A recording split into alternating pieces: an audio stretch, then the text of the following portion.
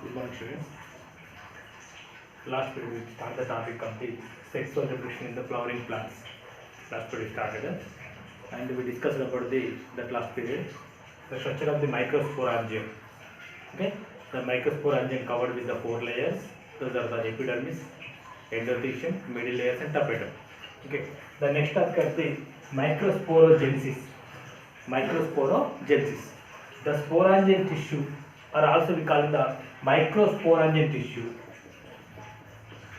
Microsporangium.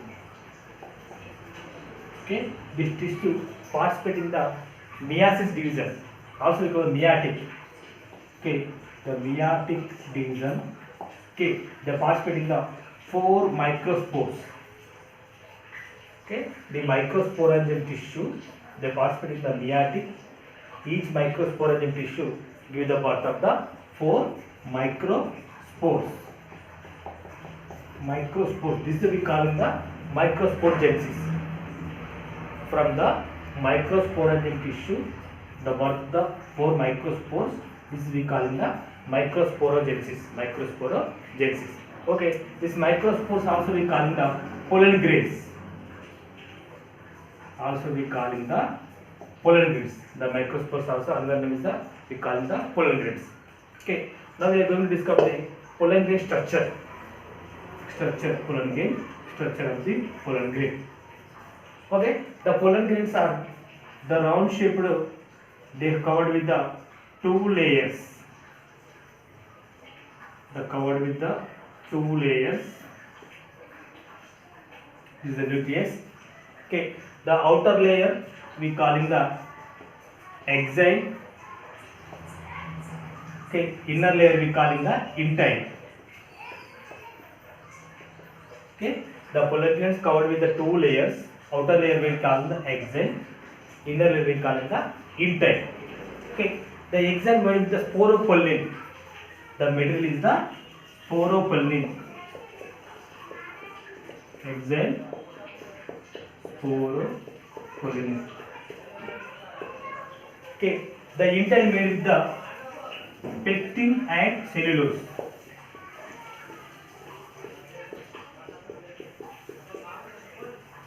Okay, outer layer made with the sporopollen, inner layer made with the pectin and cellulose. Okay, this sporopollen is a very hard material. Very hard material is protecting the pollen grains. The temperature and cold, and also the pollen grains they are modified the fossils also. Fossils, the pollen grains modified as a fossils. Okay, the because of the sporopollen. Okay, this is the exile and intine. Okay, this is the single nucleus. The single nucleus participating the meiosis.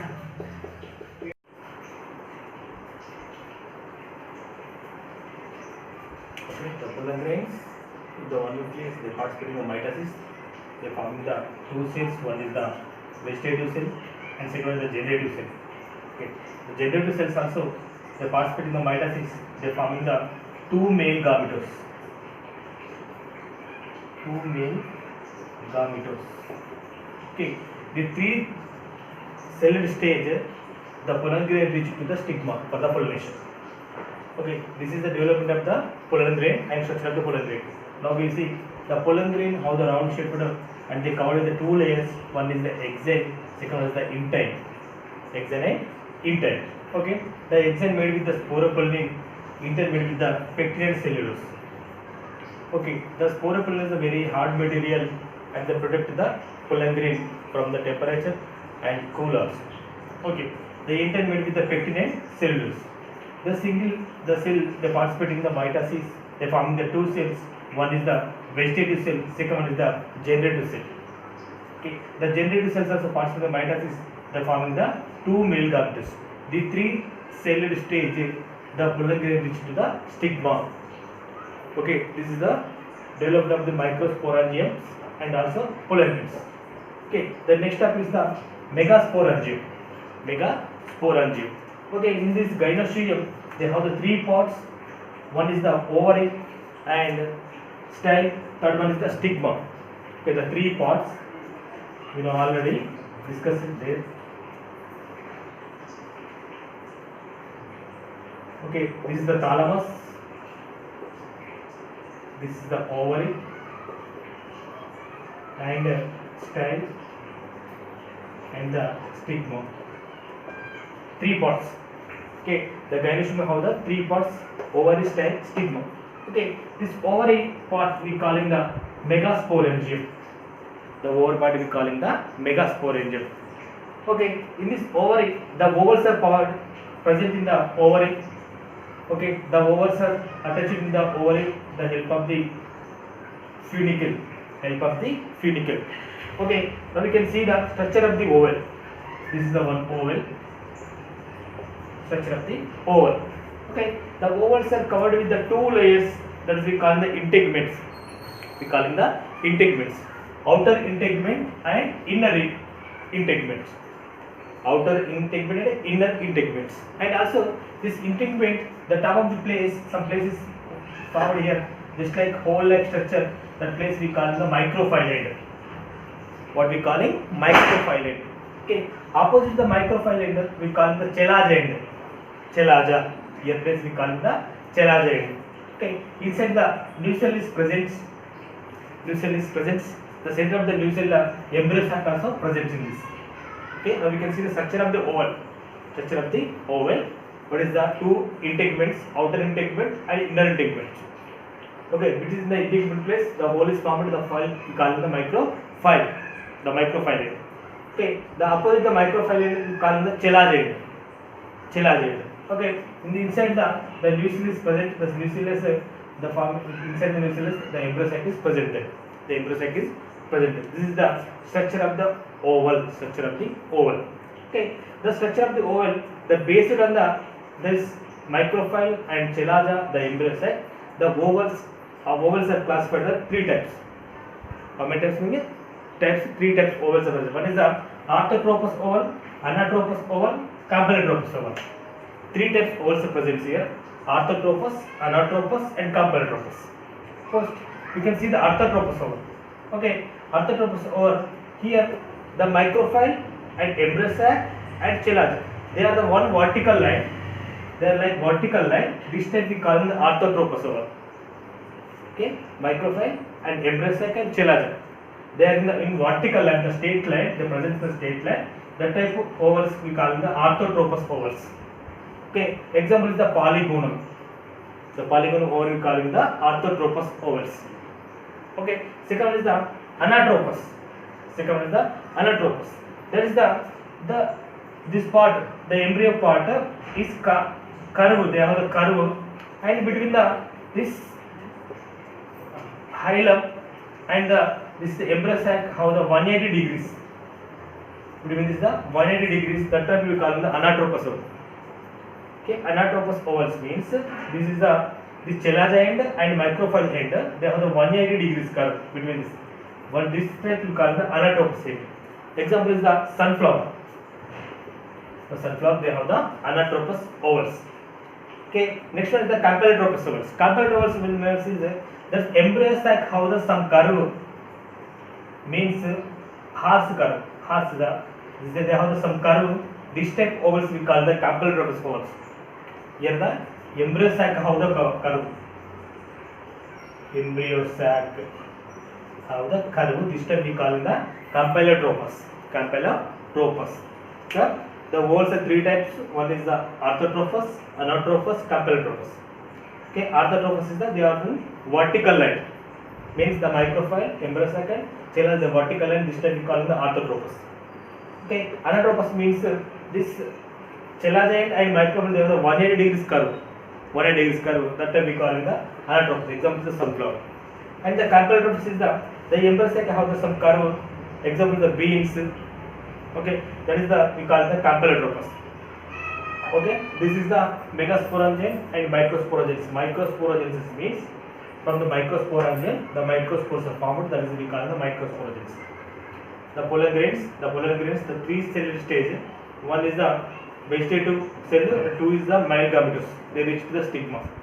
In the megasporangium, the ovals, they have the mainly microphyll teguments, embryosacks, and chelogems. Okay, 3 types of arthrotrophous, anatrophous, and completrophous. Okay.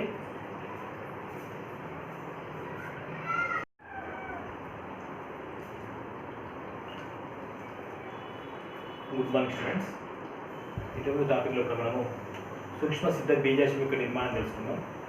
సూక్ష్మ సిద్ధ బీజాన్ని గమనించినట్లయితే సూక్ష్మ సిద్ధ బీజాశయాన్ని కప్పుతో 4 పొరలు ఉంటాయి. అవి బాహ్యచర్మము, ఎండోతీశము, మధ్యవర్ష టపెడం అని చెప్పుకో. ఈరోజు టాపిక్ ఏంటంటే సూక్ష్మ సిద్ధ బీజాశయం అంటే సూక్ష్మ సిద్ధ బీజాశయ మాతృకణజాలం నుంచి సూక్ష్మ సిద్ధ మాతృకణం నుంచి క్షయకరణ విభజన ద్వారా 4 సూక్ష్మ సిద్ధ బీజాలు ఏర్పడతాయి. ప్రతి సూక్ష్మ సిద్ధ బీజాశయ మాతృకణ నుంచి క్షయకరణ ద్వారా 4 సూక్ష్మ వాటి ఏంటంటే సూక్ష్మ సిద్ధ బీజాలు అంటాం. అంటే సూక్ష్మ సిద్ధ బీజాశయ మాతృకణజాలం నుంచి సూక్ష్మ సిద్ధ బీజాలు ఏర్పడడాన్ని ఏమంటాం? సూక్ష్మ సిద్ధ బీజాలు. దేని ఏర్పడుతున్నవి? క్షయకరణ ద్వారా 4 సూక్ష్మ సిద్ధ బీజాలు ఏర్పడతాయి. ఓకే, మరి సూక్ష్మ సిద్ధ బీజానికి మరొక పేరు ఏంటంటే పరాగరేణువులు.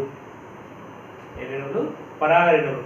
ఈ పరాగరేణువు యొక్క నిర్మాణాన్ని గమనించితే పరాగ గుండ్రంగా ఉంటాయి. గుండ్రంగా ఉండి ఈ పరాగరేణువు కప్పుచు 2 పొరలు ఉంటాయి. ఆ 2 పొరలను బాహ్య కవచం, అంతర్కవచం అంటాం. ఓకే, బాహ్య కవచము, రెండవది అంతర కవచం. బాహ్య కవచాన్ని ఎక్సైన్ అని, అంతర కవచాన్ని ఇంటైన్ అని అంటాం. ఓకే, ఈ పరాగరేణువులు కప్పుచు 2 పొరలు ఉంటుంది. బాహ్య కవచం, అంతర కవచము. బాహ్య కవచాన్ని ఎక్సైన్ అని, అంతర కవచాన్ని ఇంటైన్ అంటాం. ఓకే, బాహ్య కవచం ఎలాంటి ఎక్సైన్ ఏమవుతుందంటే ఇది స్పోరోపోలిన్తో ఏర్పడి ఉంటుంది. స్పోరోపోలిన్ అనే దృఢమైన పదార్థం, చాలా గట్టి పదార్థం. ఓకే, ఈ స్పోరోపోలిన్ ఏం చేస్తుందంటే ఈ పరాగరేణువుకు రక్షణ కల్పిస్తుంది. అధికంగా ఉష్ణోగ్రత ఉన్నా, అధికంగా శీతలం ఉన్నా, ఎటువంటి పరిస్థితుల్లో కూడా ఈ యొక్క స్పోరోపోలిన్ చేస్తుంటే పరాగరేణువును నశించుకోకుండా ఉంచుతుంది. ఓకే, అంతరపోలిన్ ఏమవుతుందంటే పెక్టిన్ మరియు సెల్యులోజ్తోని, పెక్టిన్ మరియు సెల్యులోజ్తోని అంతరపోలిన్ ఏర్పడి ఉంటుంది. ఓకే, ఈ స్పోరోపోలిన్ వల్ల ఏమవుతాయంటే పరాగరేణువులు ఎలా మారుతాయంటే శిలాజలుగా మారుతాయి. ఓకే, అంటే దాని కారణం ఏంటంటే ఈ గట్టి కవచం ఉండడం వల్ల అది అంతరించకుండా ఉంటుంది, దానిపై రక్షణ కల్పిస్తుంటాయి. ఓకే, ఈ పరాగరేణువులు ఒక్క స్టేజ్లో ఉండి ఈ పరాగం ఏం చేస్తుందంటే సమయ విభజనలో పాల్గొంటుంది. సమయ విభజనలో పాల్గొని 2 కణాల దశగా మారుతుంది. 2 కణాలు. ఓకే, 2 కణాల లోపల ఒకటి శాఖీయ కణాన్ని గాను, శాఖీయ కణము, రెండవది ఉత్పాదన కణంగా మారుతుంది. శాఖీయ కణం మరియు ఉత్పాదక కణం అంటే ఈ యొక్క పరాగరేణువు ఉన్న కణము సంయోజన చెంది 2 కణాలు ఏర్పడతాయి. ఒకటేమో శాఖీయ కణము, రెండవది ఉత్పాదన కణం. ఈ ఉత్పాదక కణం మళ్ళీ విభజన చెంది 3 కణాల స్టేజ్గా మారుతుంది. 3 కణాలు.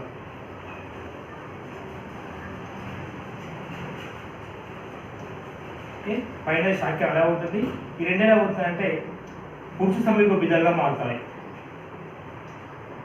పురుష సంయోగ బీజాలుగా మార్పిడి చెందుతాయి.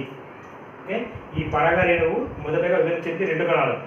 ఇప్పుడు శాఖీకరణం, రెండో ఉత్పాదకరణం. మళ్ళీ ఉత్పాదకరణం అది విభజన చెంది ఏమవుతుంది, 2 పురుష విభజనలు ఏర్పడతాయి. అంటే ఈ 3 కణాల దశ లోపల ఈ పరాగం ఏం చేస్తుందంటే ఈ యొక్క పరాగరేణువు ఏం చేస్తుందంటే ఈ యొక్క స్త్రీ యొక్క దాని యొక్క అండకవచం పైన ఉన్న స్టిగ్మా పైకి చేరుతుంది.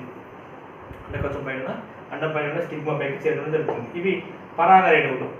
ఓకే, నెక్స్ట్ టాపిక్ ఏంటంటే స్థూల సిద్ధ బీజాశయము, అండం మరియు పిండకోశం. ఇక్కడ సూక్ష్మ సిద్ధ బీజాశయం ఎలా ఉంటుంది, ఇక్కడ స్థూల సిద్ధ బీజాశయం మనం ఏంటంటే ఒక పుష్పంలో ఉంటే స్త్రీ ప్రతిపత్తి భాగం తెలుసు మనకి, ఏంటి అండకోశం. ఓకే, అండకోశంలో ఏముంటుంది, అండాశయము, కీల మరియు కీలగ్రం ఉంటుంది. అండాశయం, కీల మరియు కీలగ్రం. ఈ అండాశయంలో అనేకమైన అండాలను కలిగి ఉంటాయి. ఈ అండాలు ఏమవుతుందంటే అండాశయం లోపల ఈ యొక్క విత్తుచార, ఓకే, విత్తుచార సహాయంతో ఏమవుతుందంటే లోపల అండాశయం పైన అండాలు అమరడం అనేది జరుగుతుంది. మనకు ఆల్రెడీ ప్లాసెంటేషన్ని అండన్యాస్తాలను తెలుసుకున్నాం. ఓకే, ఈ యొక్క అండం యొక్క నిర్మాణం గమనించినట్టు ముఖ్యంగా 2 పొరలు ఉంటుంది. బాహ్య అండ కవచం మరియు అంతరండ కవచం. బాహ్య మరియు అంతరండ కవచం. ఓకే, ఈ బాహ్య అండ కవచం, అంతరండ కవచం కాకుండా మధ్యలో ఒక రంధ్రం ఉంటుంది. దాన్ని ఏమంటే అండద్వారము అంటారు. దాన్ని అండద్వారము. ఓకే, ఈ అండద్వారానికి అపోజిట్ చెలాజ అంటారు. అండద్వారానికి అపోజిట్ దాన్ని ఏమంటాం? చెలాజ. ఓకే, ఇది అండం యొక్క నిర్మాణం. అండం లోపల రెండు పొరలు ఉంటాయి, బాహ్య కవచం మరియు అండ కవచము.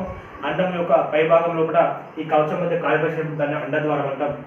లోపల పిండకోశం కలిగి ఉంటాయి. ఇది పిండకోశం. పిండకోశము. ఓకే, పిండకోశం కలిగి ఉంటుంది. రైట్. ఈ యొక్క అండము, ఈ యొక్క పిండకోశము అండద్వారం చెలాజ ఉండే స్థానాన్ని బట్టి మళ్ళీ 3 రకాలుగా చెప్పుకున్నాం. ఒకటి నిర్వక్ర అండము, వక్ర అండము, కంపెలట్రోపస్ అంటారు. నిర్వక్ర, వక్ర, కంపెలట్రోపస్. నిర్వక్ర అండం అంటే ఏమిటంటే అండద్వారము, ఈ యొక్క పిండకోశము, ఈ యొక్క చెలాజ 3 ఒకే లైన్లో ఉంటే, ఇలా 3 ఒకే లైన్లో ఉంటే దాన్ని బట్టి నిర్వక్ర అండం అంటున్నాను. నిర్వక్ర అండము ఎగ్జాంపుల్ ఏంటంటే పాలిగోనం అండం. పాలిగోనం రకంలో కూడా ఈ యొక్క నిర్వక్ర అండం ఉంటుంది. ఏంటిది? అండద్వారము, పిండకోశము మరియు చెలాజ 3 ఒకే లైన్లో ఉంటాయి. దాన్ని నిర్వక్ర అంటే ఎటువంటి వక్రం లేకుండా. మరియు వక్రాండం అంటే ఏమవుతుందంటే ఈ యొక్క